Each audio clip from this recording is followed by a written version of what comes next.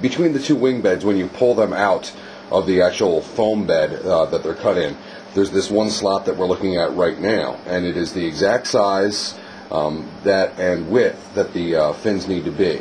So they give you this little template in your instruction manual right towards the back of the page. You cut it out with a pair of scissors, trace it out as I've done here on your foam, and then you use your foam knife to cut it out. And the really cool thing about this is, here's a little trick I learned back in the day. Look at that, huh? How about that, huh? Actually, I cut those a couple minutes ago, so don't get all excited. Alright, there are my two vert fins. And what we're going to have to do, because they do give you a template as well to put these fins at an angle on the fuselage. They go at about that kind of an angle, but what I have is from the couple of SuperFlies that I've built before. I actually took with a piece of Corex or Coroplast, and I have a little permanent template with the angle that these need to be laid in at. And what you have to do first before you do that is, of course, get all your slag off of your vert fins. You can see there's a little slag there. But we're going to cut just, I'd say, about a 20 to 30 degree angle in the bottom of these fins.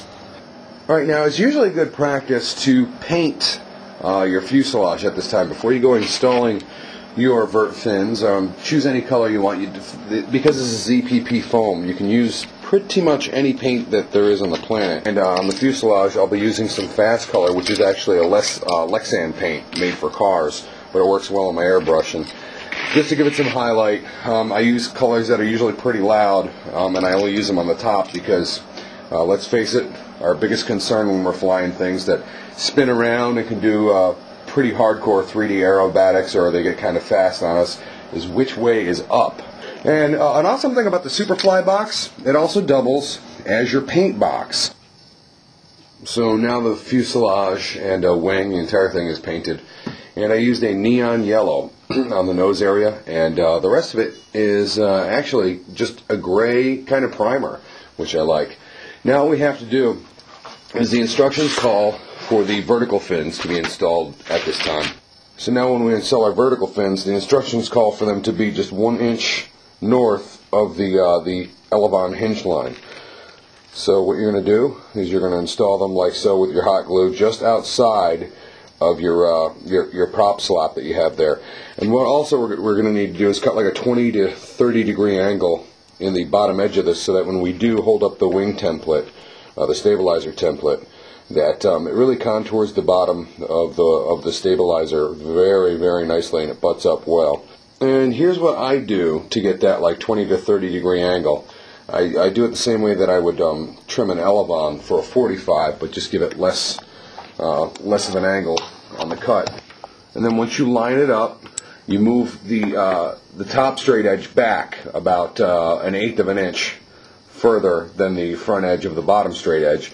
And when you cut your angle, your razor blade just kind of hangs on both of those. It won't go in because there's metal here, and you get a perfect angle every time, a perfect cut.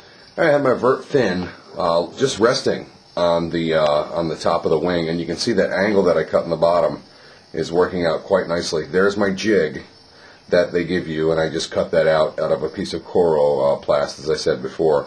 And I have my vert fin just kind of sitting there, and if you'll notice, just on the inside of, or on the outside rather, of the prop slot that we cut. So you see that 1 inch, very important. Otherwise, no up elevator. Another thing I did for the vert fins, because you really want to get these straight and true, is I put 2 T-pins, one at the aft part of the vert fin and one at the foremost part, just to keep it all lined up coming down through the center of the wing fuselage there. That one has been glued in, and it is all set up, and I affixed it with the jig on this side, and that is perfect, 100% to spec. Alright, I got one fin on, and it's all set up, and once it's set up, you'll know, because you can kind of tug on it and it just kind of pops back to where it was. And then I have the other fin setting up, and just because I didn't want to take the time to measure out, I happen to have a laser level sitting around. I made sure that my tips of my vert fins are all square.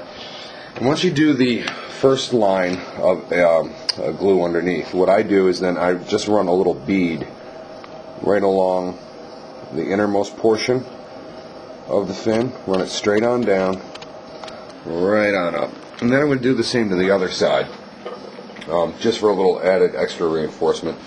This is just the finished wing with the vert stabilizers installed, and it just really has a cool look to it. I mean, it does. It looks like a little alien bug or something like that.